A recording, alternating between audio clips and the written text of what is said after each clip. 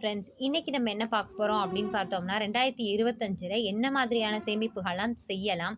நான் எந்த மாதிரியான சேமிப்புகள்லாம் செஞ்சுட்டு இருக்கேன். அதாவது நான் செஞ்சுட்டு இருக்கேன் அப்படின்னா, அதாவது எந்தெந்த விதங்கள்லலாம் வந்து சேமிப்பு செய்யலாம். அதாவது ஒரு சிலருக்கு வந்து சேமிக்கணும் அப்படிங்கிற ஒரு ஆசை வந்து இருக்கும். ஆனா, அத வந்து எப்படி செய்யணும்? என்ன எதுல முதலீடு பண்ணலாம்? என்னென்ன மாதிரியான முதலீடுகள்லாம் இருக்கு? அப்படின்ற ஒரு சின்ன விஷயங்கள் தெரியாம இருக்கலாம். அதாவது நெறைய பேருக்கு தெரிஞ்சிருக்கலாம். ஆனா ஒரு சிலருக்கு தெரியாம இருக்கலாம். அவங்களுக்காக வந்துட்டு என்னென்ன மாதிரியான சேமிப்புகள்லாம் இருக்கு. ரொம்ப சேஃபாவும் 100% ரிட்டர்ன்ஸ் கிடைக்கக்கூடிய இது அப்படின்ற மாரியான இதுதான் பார்க்க போறோம்.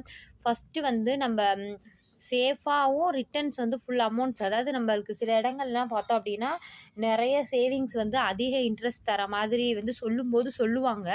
பட் நம்ம எடுக்கும்போது தான் நமக்கு தெரியும். நெறைய விஷயங்கள் வந்து பிடிச்சுக்கிட்டு தருவாங்க.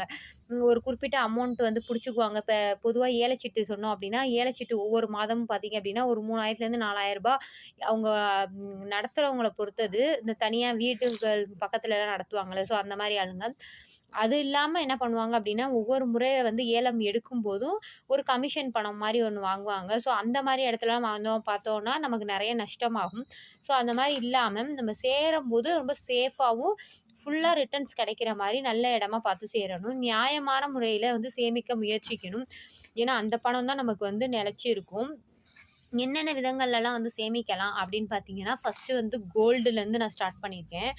கோல்டு வந்து நம்ப வந்து கோல்டு வாங்கும்போது ஒரு ஸ்டாண்டர்டான ஜுவல்லரி ஷாப்ல வந்து வாங்குறது ஒரு பெஸ்ட்டா இருக்கும்.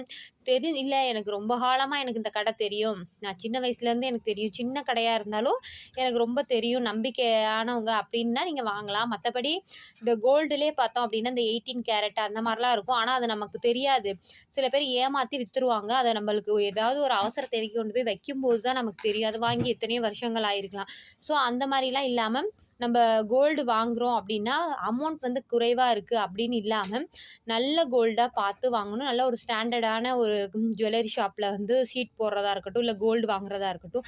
அந்த மாரி வந்து பெரிய கடன் இல்ல. உங்களுக்கு தெரிஞ்ச நல்ல ஒரு நம்பிக்கையான இடங்கள்ல வாங்கி சேமிச்சோம் அப்படின்னா நல்லது.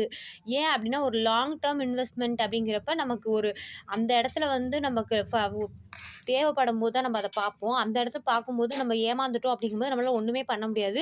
அந்த ஒரு தேவைப்படுற சமயத்துல கூட நமக்கு அது யூஸ் இல்லாம போயிடும். அதனால அது கவனமா வந்து போடணும். அடுத்து வந்து நீங்க மணியா சேமிக்கிறீங்க அப்படின்னா, எந்த ஒரு விஷயத்துக்காக சேமிக்கிறீங்க? சில பேர் இடம் வாங்கணும் சொந்தமா அப்படின்னு நெனைப்பாங்க. சில பேர் ஒரு வீடு கட்டணும்னு நெனைப்பாங்க. ஏற்கனவே இருக்கிற இடத்துல. இல்ல வேற ஏதாவது வந்து குழந்தைங்களோட எஜுகேஷன்ஸ்க்காக ஒரு போஸ்ட் ஆஃபீஸ்